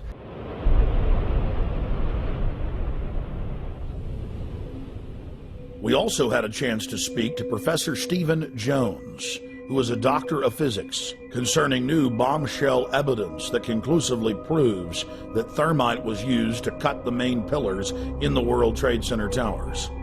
There is this molten material flowing out of the South Tower just before its collapse. It has a large quantity of yellow hot metal. And then I read about these pools of molten metal underneath both towers and Building 7 after their collapses. Now that fits like a glove with the thermite reaction, which produces molten iron. You also see in these videos of this molten metal coming up, you see this white ash, this dust that comes off. Now that combination, yellow hot molten metal, white ash floating away, that's his signature characteristic for thermite. And then finally we got some samples of this metal, the previously molten metal.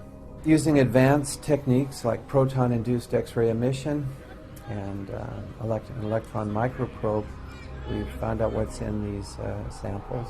We're finding iron, also sulfur, potassium, and manganese. And these are characteristic of a variation of thermite, which is used to cut through steel very rapidly. It's called thermate. It's like, sure, you can take a knife, you take the butter out of the fridge, and you cut through that butter.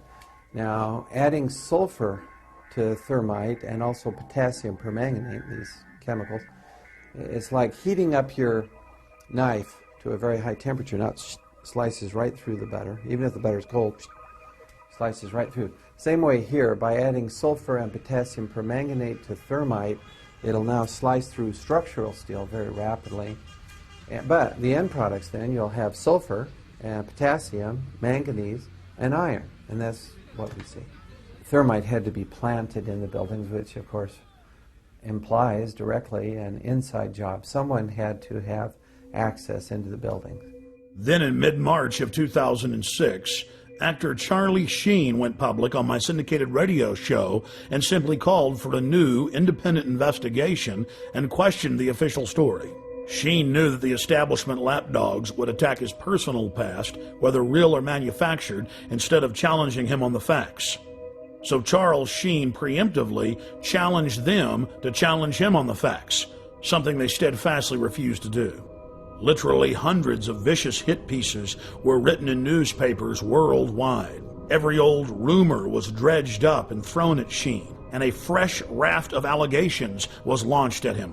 The only national television program that was fair in its presentation was Showbiz Tonight with A.J. Hammer on CNN. On Showbiz Tonight, Charlie Sheen speaks out on a controversial theory that the government covered up what really happened on 9/11. Taking over 4 commercial airliners and hitting 75% of their targets, that feels like a conspiracy theory. Tonight, we dig even deeper. The host of the radio show on which Sheen leveled his startling allegations joins us live right here on Showbiz Tonight. The radio host who interviewed Sheen is Alex Jones of the Genesis Communications Network. Alex joins me live from Austin, Texas to talk about Sheen's riveting comments. Alex, as I mentioned, the response that we got from doing this story last night, absolutely shocking. So I want to know how it actually all came about. How did the interview with Charlie Sheen actually happen? Did you guys reach out to him? Did he call you? What was the deal? Well, just to make something clear, Mr. Sheen has amazing courage to do what he's done, and he contacted me. He's been watching my documentaries for years. He's one of the most informed people that I've talked to in Hollywood on this subject. Listen, for years, Hollywood's been on fire with people knowing the truth about 9/11, and I was the first to expose 9/11 on the day. In fact, 2 months before, I had intel that elements of the military-industrial complex were going to carry out the attack. I said they'll use bin Laden, the known CIA asset, as their patsy to take the blame for attacking the towers. So Mr. Sheen is only exceptional in that he has courage in going public, courage that no one else in Hollywood had. I mean, here's a CNN poll from Anderson Cooper a year and a half ago where they said, is the government covering up 9/11? Could they be involved? 90% when the poll closed on CNN said this. So listen, I have my own syndicated show. I've done 4,000 radio interviews in the last 4.5 years. Almost no one calls in and disagrees now. We have the majority view, and we have the evidence. And bottom line, there are declassified U.S. government documents like Operation Northwoods that ABC News reported on back in 2000. Operation Northwoods, Google it, and in there the U.S. government, an element of it said we want to hijack jets by remote control, crash them, and blame it on the Soviet Union and Cuba. Now, that was decades ago. This is why we believe this. Right. Then you look at the official story, the firefighters, the police, hundreds of them saying there were bombs in the buildings. They were told to shut up. You look at Building 7, detonators are going off. You can see the explosions. And Alex, a lot of this is what Charlie Sheen Sheen was covering, I'm actually just curious, did he reach out to you guys? Is he the one who put the call into you? Sure, Is that how he wound up on your show? Sure, he called me a few weeks ago and said that he loves this country. He has nothing to gain from this. I mean, in fact, it's dangerous for him to do. But he said, I love this country and my kids so much that I'm going to do this, Alex. And I said, God bless you, because now it may spur other Hollywood people who've got major pull, who know the truth, to start going public. Look, it's really simple. Let's understand this, okay? 9/11 was an inside job. It was a self-inflicted wound, and what Charlie Sheen is doing is just amazing, and he can only be commended for it, and all he's calling for is a real investigation. I go further at Infowars.com and PrisonPlanet.com. We lay out how it happened, what took place, and it's not just Charlie Sheen. I've interviewed, CNN has interviewed some of these people, the only network that I've seen doing it. You guys have interviewed. There have been physics professors that have gone public. There have been the heads of mining colleges that have gone public. George Bush Sr.'s top CIA advisor, who briefed him and briefed Ronald Reagan, one of the highest level guys at the CIA, says our government is clearly involved in carrying out terror, to blame it on foreign enemies. Did you know that on CIA.gov, they admit that they carried out terror attacks in 1953 to blame it on Mohammad Mossadegh in Iran as a pretext to overthrow Iran? I'm all good stuff and all stuff that needs to be talked about. But the question is why? Why have so many of the major media outlets not talked about these alternative theories that exist behind 9/11? Why is that? Mark Twain said that in the beginning a patriot is a scarce man, hated and feared and scorned, but in time when his cause succeeds, the timid join him, because then it costs nothing to be a patriot. A lot of people don't have the courage that you have, AJ. A lot of people don't have the courage of Charlie Sheen. They don't have the courage of the German defense minister, Andres von Bülow, What do you think, who 2 years ago what do you think they're afraid of that's going to happen to them? They're afraid of being beaten up by the hordes of neocon intimidators who try to go out there with their Gestapo Nazi tactics to try to bludgeon everybody with their blogs and radio shows to shut up. But they've lost power because people have learned that they're a bunch of liars. They lied about the WMDs. They've lied about everything, and now their credibility is totally blown. The new White House memo just came out where Bush was talking about staging the shoot down of American planes to blame it on Saddam. That's public. That's admitted. We have been getting an overwhelming response to our Showbiz Tonight question of the day. Charlie Sheen speaks out. Do you agree with his assertion that there is a government cover-up of 9/11? Let's take a look at how the vote is going so far. 82% of you say yes. Only 18% of you say no. I had a sense that this thing was going to get hot. I didn't realize that, as you say, it was going to go supernova. That if they continue to attack me personally, it only gives credence to our side of the argument. People want the truth. They want the truth. And what's been offered to us resembles nothing of the sort. He says is, don't believe me, check out the facts. Go look at the evidence. Don't believe the attack dogs. It isn't about Charlie Sheen or Alex Jones or A.J. Hammer. Right. It's about NORAD standing down. It's about bombs in the buildings. It's about Pentagon documents saying they wanted to carry out these attacks and blame it on foreign enemies. This is all public. That's why all these physicists and politicians and people and congresswomen, ideas are bulletproof. And the New World Order better stop carrying out terror attacks. We've caught them over 200 times in the last 100 years. Western governments doing this. Hitler does it. The British do it. The Russians did it. Governments do this. And I'm not saying the whole government. Very small criminal black world is what they're called. Operators are carrying this out. That's the facts. Please go investigate it, ladies and gentlemen. You will discover the truth. Look at America. It's turning into a police state. Well, putting cameras in school bathrooms. Nothing can stop the truth from coming out on 9/11, and we're in danger of the New World Order carrying out more terror attacks to keep this war for empire. Charlie Sheen then appeared on Jimmy Kimmel Live. Sheen again threw down the gauntlet and challenged his detractors to look at the facts of Building 7 and the 5 frames from the Pentagon. From Hollywood, it's Jimmy Kimmel Live. Tonight, Charlie Sheen. You know him from movies like Platoon and Wall Street, and in addition to seeing him every week on 2.5 Men, opening tonight, you can see him in Scary Movie 4. Please welcome the indestructible Charlie Sheen.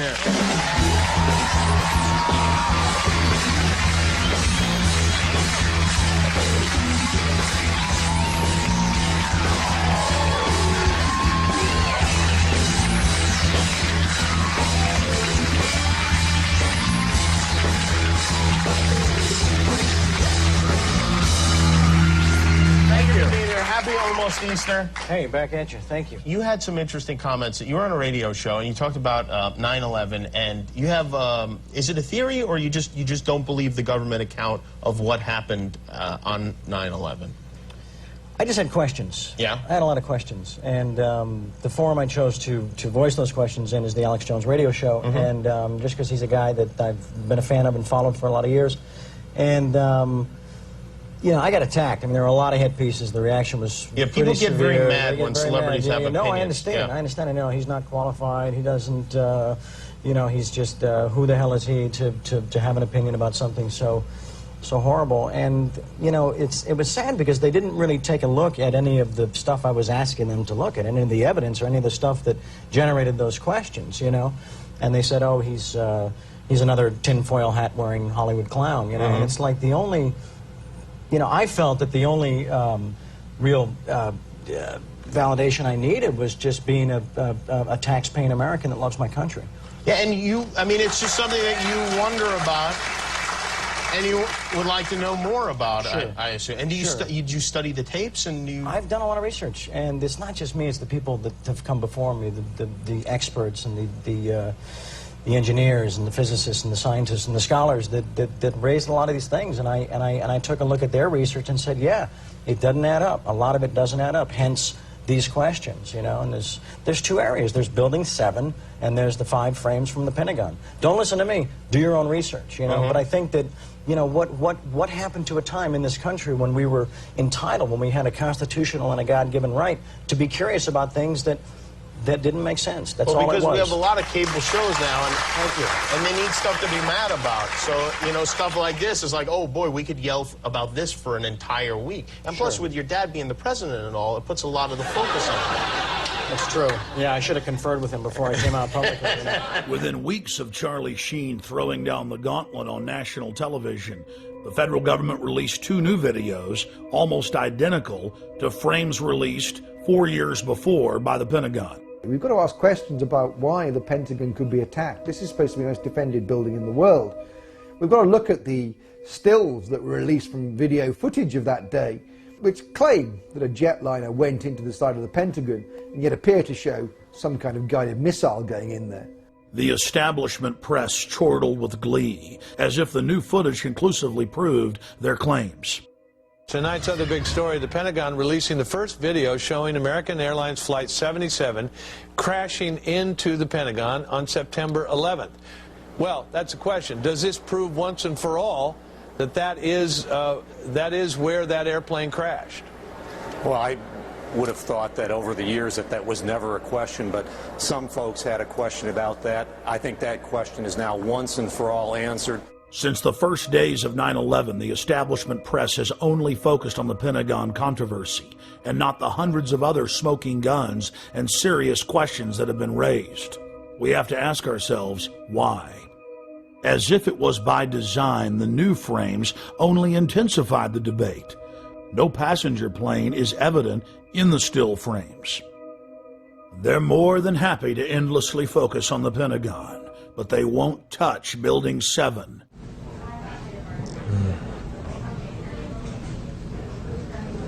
It's amazing. Amazing, incredible, pick your word. For the 3rd time today, it's reminiscent of those pictures we've all seen too much on television before, when a building was deliberately destroyed by well-placed dynamite to knock it down. We have the owner of the World Trade Center complex admitting on tape that he ordered the building demolished on the afternoon of 9/11. I said, you know, we've had such terrible loss of life. Maybe the smartest thing to do is pull it. And they made that decision to pull, and then we watched the building collapse.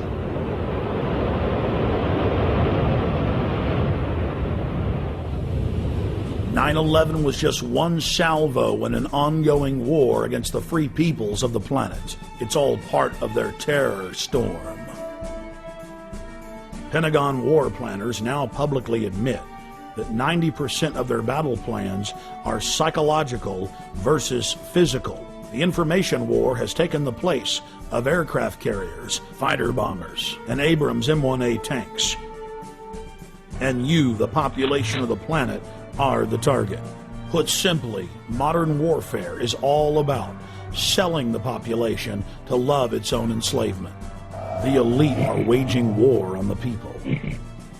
Edward L. Bernays is regarded by many as the father of public relations. He was born in Vienna, Austria.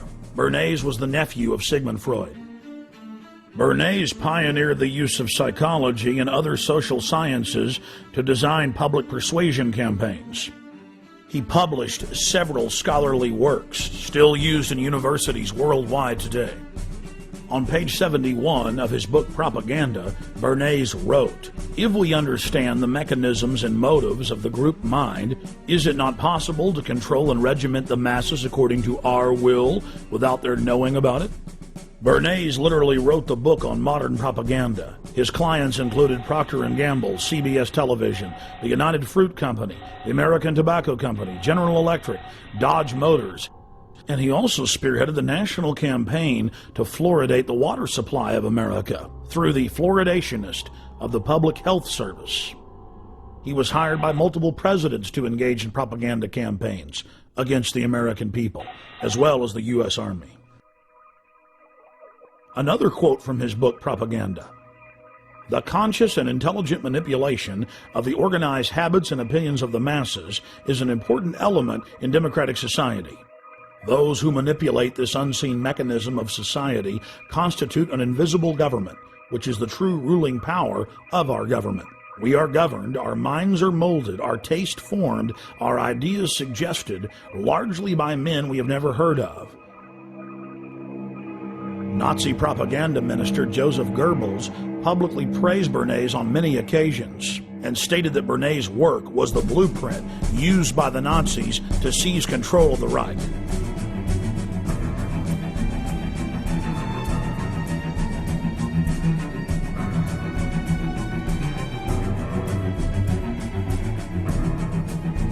Edward Bernays advanced the science of propaganda light years. But more than 60 years after his heyday, the science of mind control is thousands of times more sophisticated than even Bernays had envisioned. Since the dawn of man, bullies have attempted to dominate and control the tribe. Human history has been one long struggle of the independent free human against organized crime syndicates attempting to enslave him. Brute force has been replaced with intimidation and propaganda. We are manipulated into enslaving ourselves. We are conned into believing that the establishment is our loving keeper and not our parasitic master. The New World Order architects are a group of predatory control freaks who have enslaved humanity and are desperate to keep control of their cattle. The elite is threatened by independent free humans who control their own destinies. They're threatened by intelligence, by beauty, by honor, by family. They seek to control and steer the destiny of humanity in a direction that secures their power monopoly forever. They are sadistic. They are callous. They think nothing of human life, only control and keeping that control. The entire world is being engineered, designed to be a prison planet, a control grid over free humanity, where no dissent is tolerated. Once you realize that the establishment is laughing at you, you can begin to research the truth and start fighting back. Once you understand their game plan, it's very easy to defeat. Knowing who your enemy is half the battle. Taking action is the other half. You only have to free your mind, and defeating the globalist will be easy.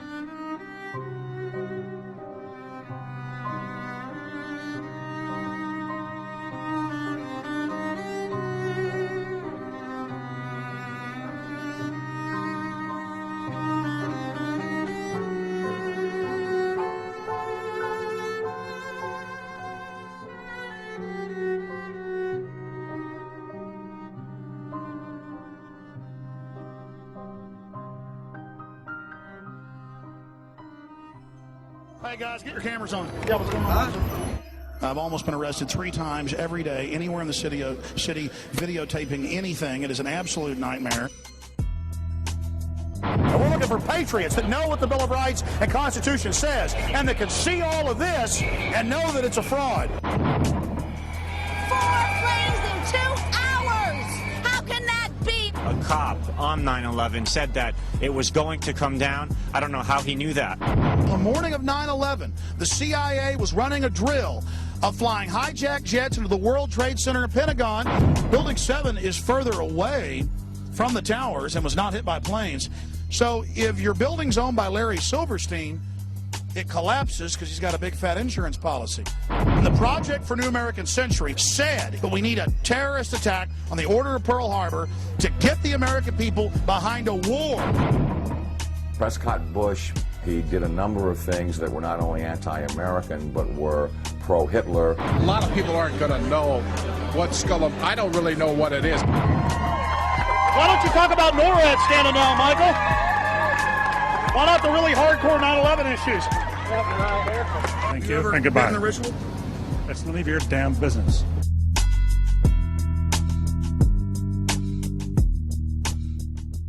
We're talking about the Bohemian Grove and trying to see what locals think about it.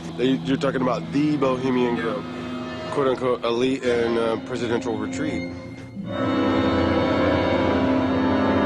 can't even begin to imagine what we're going to discover when I infiltrate tomorrow. What about the rituals? Have you heard anything about the rituals that go on? Oh, there's all kinds of rumors about rituals. Oh, no. It's politicians. And now we're going to infiltrate. I think we should go and see what we can see.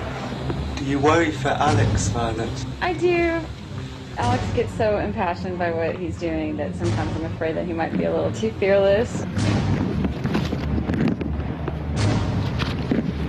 While we're inside the Bohemian Grove. Six on Earth sets us free.